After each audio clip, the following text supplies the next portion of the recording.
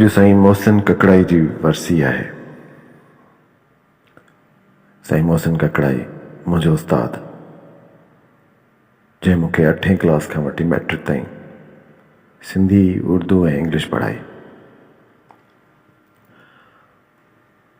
शाइरी जे हिन अड़ांगे पेचरे ते विखूं खणण जो सबबु, जिते ॿिया खोड़ सारा सबब हुअनि, उते हिकिड़ो सबबु साईं मोहसिन ककड़ाई बि हुयो।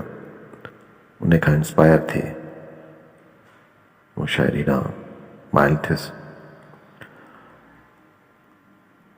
ऐं साईं जी सोबत में घणियूं शयूं सिखियूं। नेठाई सिखी, निवड़त सिखी,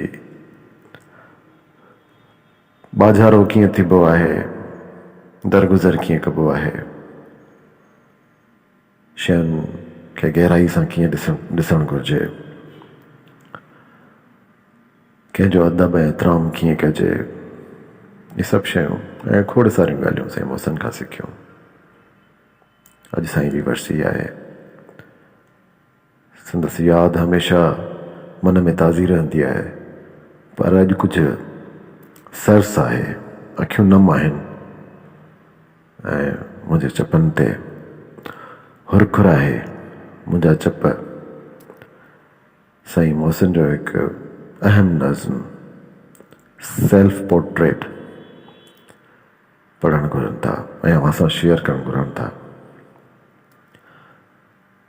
साईं मोहसिन जो ही नज़्म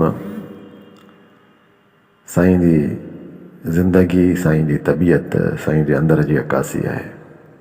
ही नज़्म पढ़ण खां पोइ माण्हू सम्झी सघे थो त ही दरवेश माण्हू छा सोचींदो हुयो ऐं हिन जो मन केतिरो उजरो हुयो।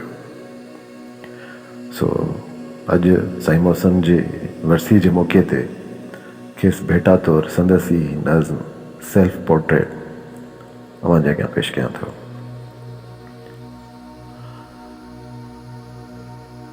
मां हिकु मोमिन माण्हू आहियां, पैसे जो पुजारी न आहियां, दुनियादारीअ जे खिटपिट जो हामी ऐं साथारी न आहियां। मां हिकु मोमिन माण्हू आहियां, रिश्तनि नातनि जे झंझट में मुंहिंजो साहु सुकी वेंदो आहे, रोज़ानो जी जोड़ ऐं कट में। मां हिकु मोमिन माण्हू आहियां, दुनिया जे नज़रुनि में अहमक, पाण ॾे को बि छिके न सघियो हो, रस्मुनि ऐं रीतुनि जो चकमक। मां हिकु मोमिन माण्हू आहियां, जीअण तां दिलि खजी वई आहे, हुस्न, किताब ऐं राग सिवा बि दिलि में ख्वाहिश कान रही आहे।